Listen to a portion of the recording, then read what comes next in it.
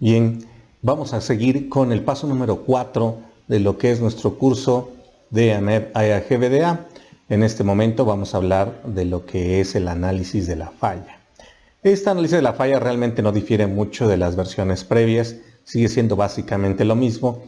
Aquí la gran diferencia se ubica en la celda de los efectos. En esa columna, bueno, ahora tenemos que dejar ya por separado el efecto que vamos a tener en tu planta, el efecto que vamos a tener en la siguiente planta y el efecto que tendremos en el usuario final. Eso anteriormente en algunos AMEB se estilaba, algunos OEMs lo solicitaban, pero ahorita ya se vuelve una cuestión obligatoria. El modo de falla ahora se encuentra en el centro y por último tenemos la causa de la falla que está relacionado con un elemento de trabajo. Observemos que la cuestión de los colores se conserva. Todo lo que tiene que ver con el proceso, con el ítem del proceso y la función del mismo, ahora va a estar conectada con los efectos, son la columna gris.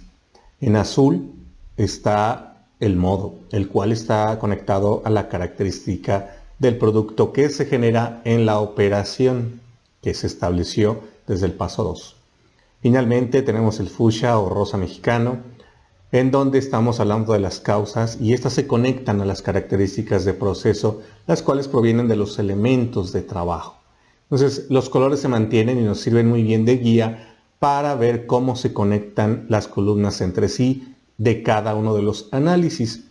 Ahora lo que vamos a hacer es ir revisando cada una de las columnas y qué es lo que se espera que obtengamos de cada una de ellas. En el caso que les estoy poniendo y que es el que venimos arrastrando del análisis de la ranura de la biela, bueno, aquí el modo de falla simplemente es cómo no cumplimos con la especificación establecida en la cuestión del acabado de la ranura. Entonces el modo de falla es muy sencillo. Acabado de la ranura de lubricación fuera de la especificación superior. Este modo tiene un efecto. Tiene un efecto en tu planta, que es la cuestión interna, los clientes internos. Tiene un efecto en la siguiente planta y tiene un efecto en el usuario final. Vean que internamente pues no va a tener ningún efecto, quizá lo único es que se va a generar scrap, que realmente no vale mucho la pena ponerlo, pero bueno, para ponerlo e ilustrar que es la única consecuencia que se tendría. En la siguiente planta simplemente el cliente nunca lo va a notar. Fuera de que haga una inspección 100% quizá, ahí es donde se dará cuenta. Por lo tanto, ponemos que en la siguiente planta no le afecta. Y en el usuario final sí. Ahí tendríamos una complicación en el desempeño del motor y podríamos tener lo que se conoce como amarra de motor, un atoramiento entre piezas porque no se estaría lubricando de la manera adecuada. Esa sería la consecuencia entonces pues, más fuerte hacia el usuario final.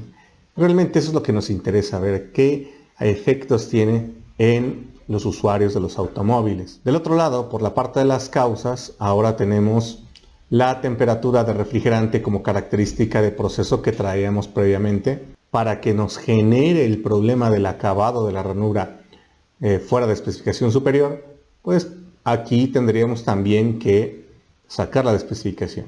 Y la temperatura del refrigerante también está elevada. Fuera de la especificación superior nos genera un acabado de ranura fuera de especificación superior también. Y ahí se conectan causa con modo y después con efecto. La causa está en uno de los elementos del trabajo. Y estos elementos del trabajo están en el proceso. Entonces vamos a revisar cada uno de estos elementos y cómo se comportan. Hablemos de los efectos potenciales de falla, que es la columna gris. Estos efectos queremos ver cómo afectan a nuestros modos de falla. En otras palabras, el hecho de que nuestro producto lleve alguna falla en alguna característica, cómo le afecta al cliente, ya sea un cliente interno o un cliente externo. Los clientes externos obviamente son los usuarios finales, puede ser incluso la distribuidora, una OEM o una siguiente planta Tier 1, quienes reciben nuestros productos. En el caso del usuario final, podríamos describir los efectos en términos del desempeño del producto o del sistema como tal. Puede ser algunos ejemplos que mencionamos aquí, como ruido, como operación errática, como inestable, como apariencia pobre o mala apariencia, puede tener alguna fuga, puede tener una vida útil reducida, puedes tener insatisfacción del cliente, ¿no? Aunque esa les recomiendo que no la ocupen mucho, sino que realmente busquen cuestiones más técnicas, algo que realmente les refleje cómo lo percibe el usuario final. En cuanto a si el cliente es interno, entonces deberíamos de describir estos efectos en términos de desempeño del proceso.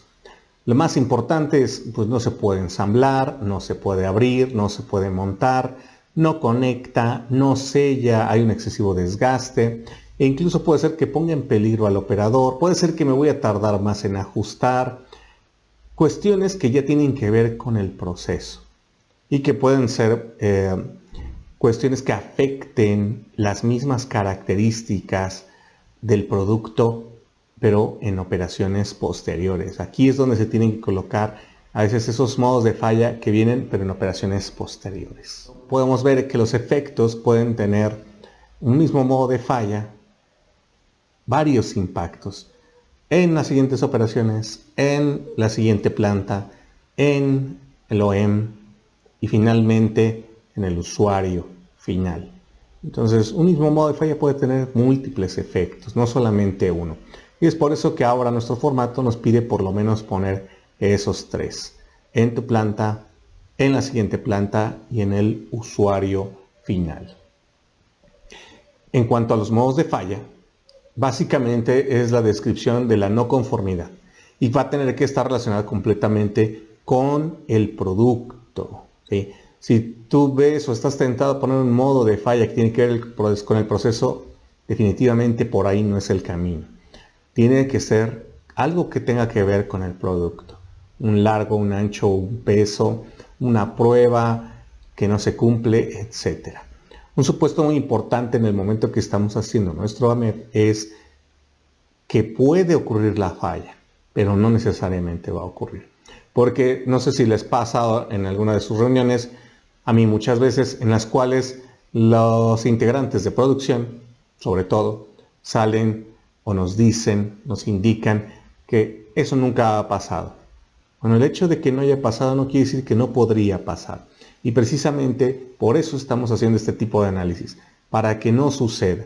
Entre los típicos modos de falla que podemos encontrar, obviamente van a depender de los productos, pero el más común es fuera de especificación superior o inferior, que esté roto, en operaciones de etiquetado, que esté mal etiquetado, que tenga un barrenado muy profundo, que falte embarreno, que esté torcido, que esté deforme, que esté sucio, que esté muy áspero, que tenga un cortocircuito. También si estamos hablando de ensambles, bueno, pues partes faltantes es lo más común, partes equivocadas, partes que están mal orientadas, suciedad, daños en las piezas. Si estuviéramos hablando, por ejemplo, de plásticos, estaríamos hablando de sobreinyección, en dimensión sobre medida o bajo medida, problemas de localización, que está demasiado áspero, que le falta llenado. Si son piezas, por ejemplo, recubiertas como de cromo, falta de depósito, grumos, picaduras, pieza contaminada, falta de cromado, falta de pintura, piezas torcidas por el mismo proceso. Y esas son las posibilidades que podemos tener y muchos más. Moviéndonos ahora a la causa o el mecanismo potencial de falla, recordemos que aquí tiene que estar descrito en términos de algo que pueda ser corregido y que tiene que estar en el proceso. Algo que yo pueda controlar. Por eso ahora nuestro AMEP nos lo liga a lo que es los elementos de trabajo. Alguno de las 4 M's va a estar ahí conectada y vamos a tener que controlarla, descubriendo o estableciendo claramente la característica del proceso. Entonces aquí algunos ejemplos de causas pueden ser el hecho de que no tenga un buen torque, tiempos inapropiados que a lo mejor no sean suficientes, o quizá tengamos ahí un arranque de máquina inapropiado, pero aquí tenemos que ser muy específicos en qué parte del arranque fue lo que no se hizo bien. Y en lugar de poner el arranque de la máquina o el setup mal la puesta a punto, tenemos que poner cuál parámetro no fue el correcto o bien qué fue lo que no se realizó de la manera adecuada y si fue hacia arriba o si fue hacia abajo. Programación también es algo que se recomiende que establezcamos, porque una vez que ya se establece el programa, ese no cambia a través del proceso. Entonces, seamos muy cuidadosos en qué es lo que ponemos en las causas y seamos muy específicos. Términos ambiguos como error del operador o mal funcionamiento de la máquina no funciona. Si te vas a referir a que el operador falló, dilo así. Operador falla en la orientación de la pieza, por ejemplo. O si está funcionando mal la máquina, ¿cuál es el problema de la máquina? La máquina tiene demasiada vibración. Puede ser ese el problema. O la máquina está teniendo fugas y eso ocasiona el modo de falla. Si solamente dejamos las causas muy abiertas, pues simplemente no van a funcionar. Falta de mantenimiento preventivo no es una causa, mejor indica qué es lo que está fallando, a lo mejor es una falta de lubricante, a lo mejor es una pieza que está demasiado sucia y eso nos está ocasionando el problema. Mientras más concretos, mejor. Finalmente, y resumiendo esta parte del análisis de la falla, tenemos que tomar en cuenta que los requerimientos son las características de producto. Y esos requerimientos o características de producto ya los analizamos en el paso previo, que es el análisis de la función. El modo de falla tiene que ver, obviamente, con la característica de producto. ¿Cómo fallamos en cumplir ese requisito? El efecto se debe reflejar principalmente en el usuario final, pero también tenemos que reflejarlo en los otros clientes. Y que la causa se encuentra en el proceso, en alguna de las M's.